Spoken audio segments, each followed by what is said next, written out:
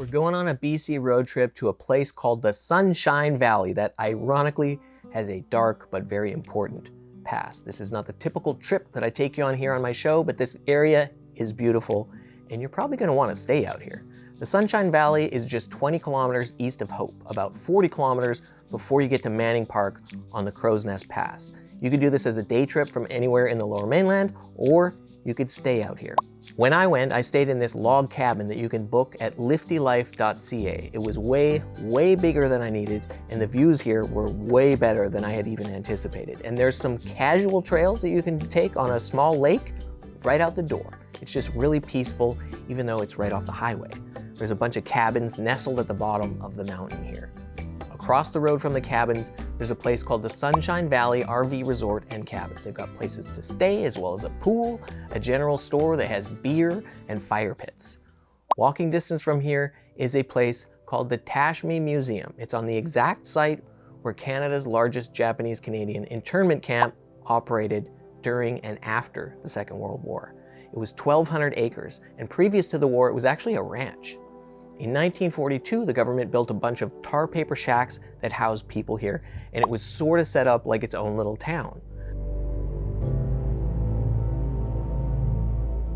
A few years back, a guy named Ryan Ellen bought one of the old buildings, which was actually the former butcher shop on the site. He restored it, worked with families and folks who were interned here, along with a number of different agencies to fill it with stories of what was once here, and most importantly, about the people who were here.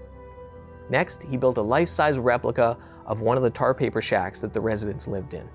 He filled that up with artifacts from the era. And after you go through the museum, you step inside the shack, and it oddly feels really warm and cozy. It feels like you're being welcomed into the home of some Japanese friends in the 1940s. And I mean, you basically are, but these were not charming places to live in. And the novelty, it very quickly wears off when you learn that the government made it so that the minimum number of occupants for each shack was 7 people, and up to 12 people would be packed into these places, which were under 400 square feet in size. Picture that, an apartment, 400 square feet, 12 people. When you go outside the museum and outside of the shack, there's a memorial garden with more stories, and it's a place to reflect on all of this. Now, Tashmi sounded like a Japanese name to me, but it's actually a combination of the first 2 letters of the last names of 3 security officers who were responsible for the camp, basically the cops.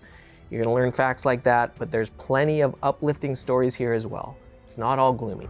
And if there's one thing I've learned from the Japanese Canadians I've met while researching for this, it's that they haven't let this era define them. They endured it all with dignity, and in the decades since have rebuilt their communities and contributed to Canadian society in too many ways to count. But you'll learn about some of those ways here at Tashmi in the Sunshine Valley. You'll learn even more of them at the Nikkei National Museum and Cultural Center in Burnaby, which we'll visit again in a future episode.